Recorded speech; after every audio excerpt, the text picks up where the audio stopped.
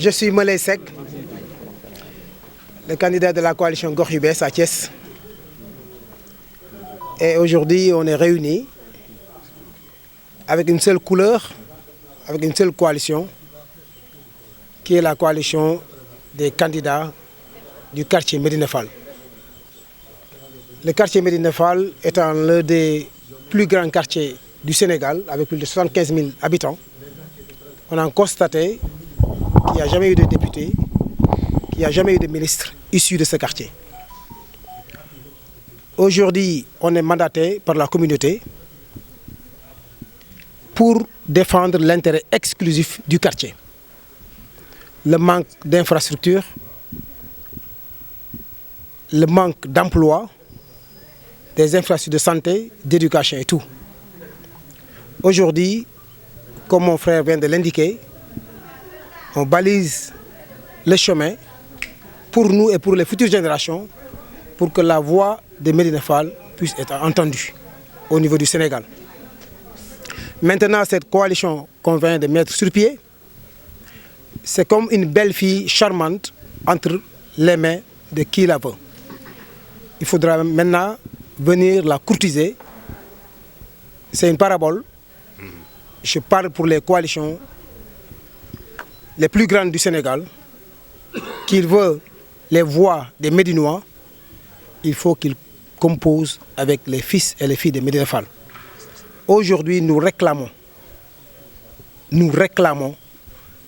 la part, pas pour nous-mêmes, mais pour le quartier et la commune Nord. La part des infrastructures nationales,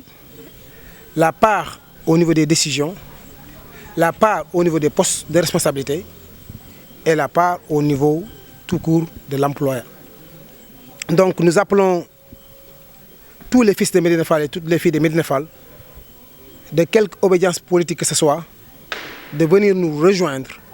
pour qu'ensemble nous relevions les défis du quartier. Aujourd'hui, à la veille des élections législatives, on ne doit pas être ignoré, car on constitue une force politique redoutable dans la ville et dans le pays. Plus de 115 000 habitants, je l'ai dit, plus de 17 000 voix exprimées ici à Médina Fall. C'est beaucoup plus grand que certaines communes du Sénégal. Des fois 2 fois ou 3 fois plus grandes que certaines communes du Sénégal. Donc il est important que Médina Fall soit regardé et que Médina Fall soit pris en compte, que Médina Fall soit traité de la plus belle des manières. En tout cas, aujourd'hui, nous, on a oublié nos appartenances politiques, on les a mis en attente pour mettre en avant l'intérêt de Médina Fall. Voilà ce qu'on voulait dire pour l'essentiel, la déclaration de presse qu'on voulait dire, tout en précisant que nous ne sommes que mandatés. Nous portons la voix de toute une communauté. Alors, à bon entendeur, salut. Comme mbooloo mi maa ngi tudd Aline Badara Diagne nekk responsable politique gëm sa bopp ci Médina Fall. Tey ñu ngi fii ci complexe de Médina Fall pour waxtaan doon woote woon benn waxtaan ci li nga xam ne mooy li jëm ci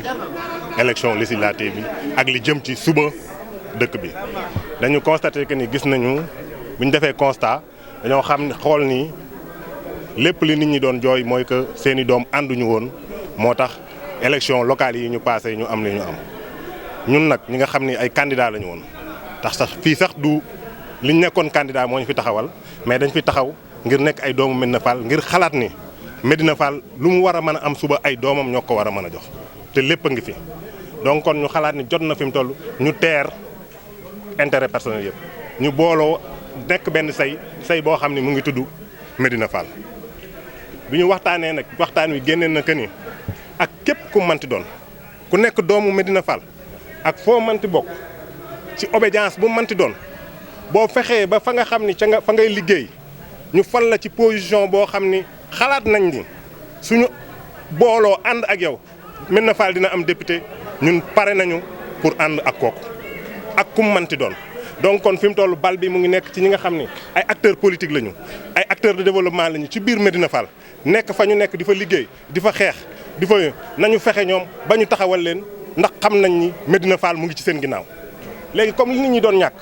tey jóg na que doomu Médina Fall yëpp ànd nañu pour jóg taxaw ci ginnaaw kenn koo xam ni am na coalition wala parti boo xam ne xalaat na ni bëgg naa am député bu nekk Médina Fall donc loolu la ñu wax loolu mooy xam ni résolution bi nga xam ne moom la ñu jël léegi nag liñ ciy dolli mooy di woo ñëpp di woo ndaw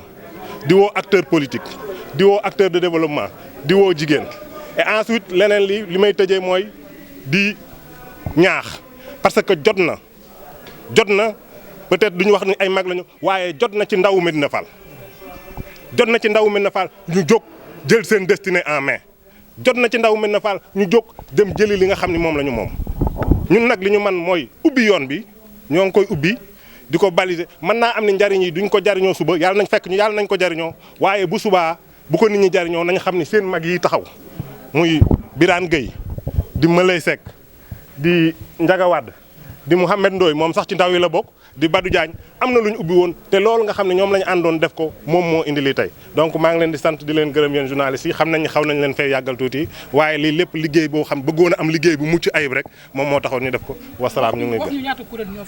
ñoo teewee ndaje mi yan kuréel la. ndajel mi dafa am ñoo xam ni ay kuréelu initiative la ñu woon parce que fi mu toll ñun dañoo bëgguñu woon a wax kuréel bëgguñu woon a wax kuréel mais dañoo bëgg a wax que ni ñun ay nit la ñu woon xam ne am na ci yu ñu bokk am na si lu ñu bokk mooy ki CRD la bokk gox bu bees man gëm sa bopp laa bokk kii jàmmi gox bi la demee woon kii mu ngi demee woon bunt bi mais loolu di nga xam ne moom mooy li ëpp solo mooy ay doomu Médina Fall yu taxaw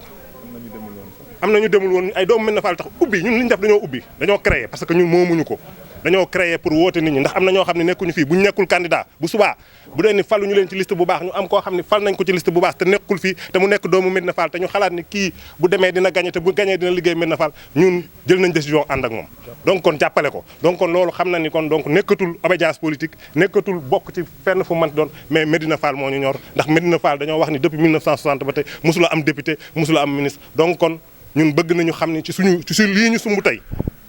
nit ñi bu ëllëgee ñu mën a wax ni ah ci lii ñu sumboon ci complexe Médina Fall ca la ñu jaare ba Médina Fall am député wala mu am ministre wala mu am conseiller social merci beaucoup